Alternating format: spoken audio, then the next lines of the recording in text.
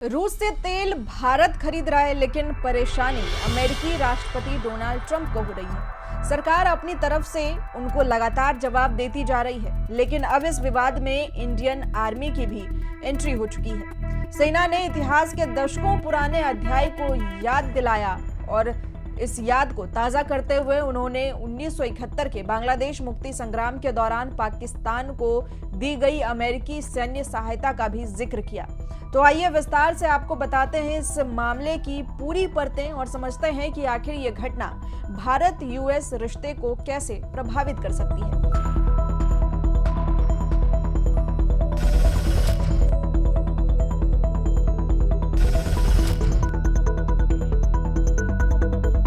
नमस्कार, आप देख रहे हैं यंग भारत न्यूज और मैं हूं आपके साथ ज्योति यादव। सेना की पूर्वी कमान ने 5 अगस्त 1941 की एक तस्वीर की कटिंग शेयर की, जिसमें युद्ध से पहले पाकिस्तान को अमेरिकी हथियारों की आपूर्ति का विवरण दिया गया था। इस पोस्ट का शीर्षक था, आज का दिन युद्ध की तैयारी का वो साल 5 अगस्त 1941। 1954 से लेकर अब तक $2 अरब मूल्य के अमेरिकी हथियार पाकिस्तान को भेजे गए।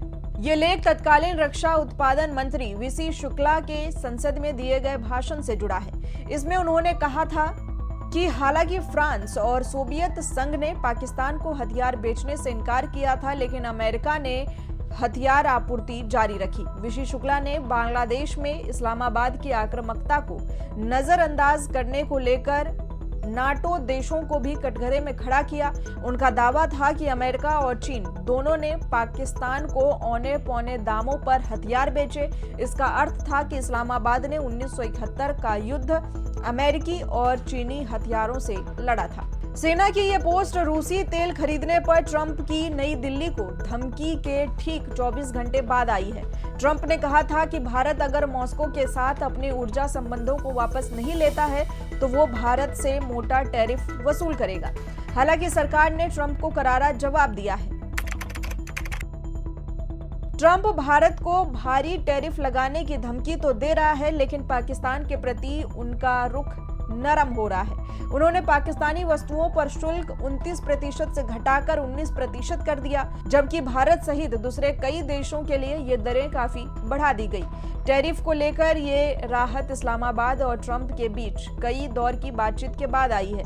18 जून को पाकिस्तान के सेना प्रमुख जनरल आसिम मुनीर ने व्हाइट हाउस में ट्रंप के साथ लंच का लुत्फ उठाया। ये मीटिंग ऑपरेशन सिंदूर के बमुश्किल 1 माह के बाद हुई थी। इसके बाद ट्रंप ने भारत को एक मृत अर्थव्यवस्था तक घोषित कर दिया। उन्होंने पाकिस्तान के साथ कई व्यापारिक समझौतों की घोषणा की। ट्रंप के इस रवैये के बाद भारत अमेरिकी संबंध तनाव के दौर से गुजर रहे हैं। तो ये था भारत और ट्रंप के बीच जारी एक नई जंग का अहम पहलू। 1971 के इतिहास को याद दिलाकर भारतीय सेना ने साफ कर दिया कि भारत अपनी कूटनीति और सम्मान दोनों का पूरा ध्यान रखता है। अब सवाल यह है कि इस पूरी स्थिति का असर आने वाले समय में भारत यूएस रिश्तों पर कैसे पड़ेगा और क्या ट्रंप की धमकियों से भारत की रणनीति बदल जाएगी।